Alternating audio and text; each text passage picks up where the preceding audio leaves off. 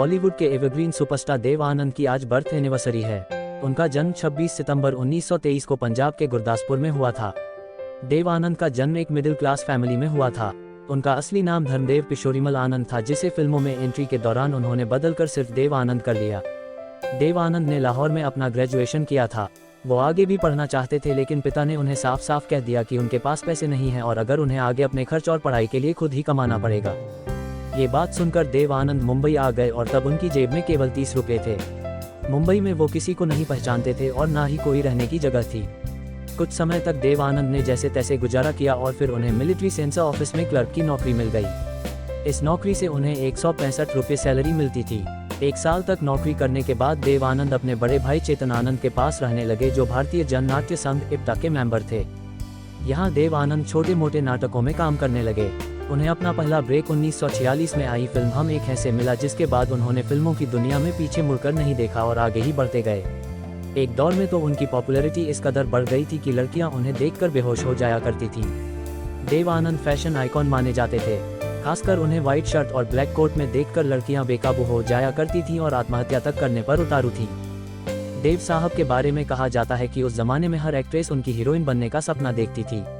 ऐसे में उन्हें डर भी रहता था कि देव की बहन का किरदार निभाने के बाद उन्हें उनके अपोजिट रोल नहीं मिलेगा, इसलिए उनकी बहन का किरदार निभाने के लिए कोई एक्ट्रेस तैयार ही नहीं होती थी। उनके इस लुक पर लड़कियां इस कदर फिदा हुई कि देव आनंद के पब्लिक प्लेस पर काले कोट पहनने पर ही कोर्ट ने बैन लगा दिया। देव आनंद का सबसे चर्चित अफेयर सुरैया के साथ रहा। देव आनंद और सुरैया की प्रेम कहानी उन दिनों हर तरफ चर्चा में रही। दोनों ने 1948 में फिल्म विद्या में काम किया। इस फिल्म के गाने किनारे किनारे की शूटिंग के दौरान देव आनंद ने सुरैया को डूबने से बचाया था। वह नाव से फिसल गई थी। फिर देव आनंद उन्हें बचाने के लिए झील में कूद गए।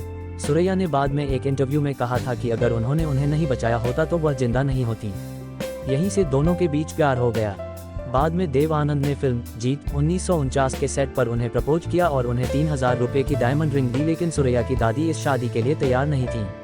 परिवार के दबाव में सुरैया ने शादी से मना कर दिया और फिर जिंदगी भर शादी नहीं की।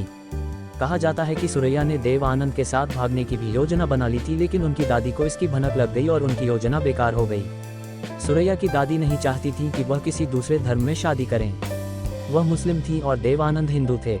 समाचार एजेंसी पीटीआई से बात करते हुए देव आनंद ने कहा था, मुझे पहली बार प्यार हुआ था।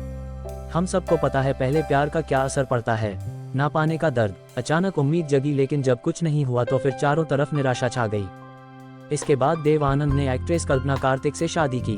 उन्होंने साल 1954 में एक फिल्म की शूटिंग के दौरान लंच ब्रेक में ही अपनी को स्टार कल्पना कार्तिक से शादी कर ली थी। हालांकि उनका रिश्ता ज्यादा लंबे समय तक नहीं चल पाया। देव आनंद की मुख्य अभिनेता के रूप में आखिरी फिल्म चार्जशीट थी। इस दौरान उनकी उम्र 88 साल हो चुकी थी। 4 दिसंबर 2011 को लंदन में हिंदी सिनेमा ने अपना सबसे कीमती तोहफा देव आनंद खो दिया।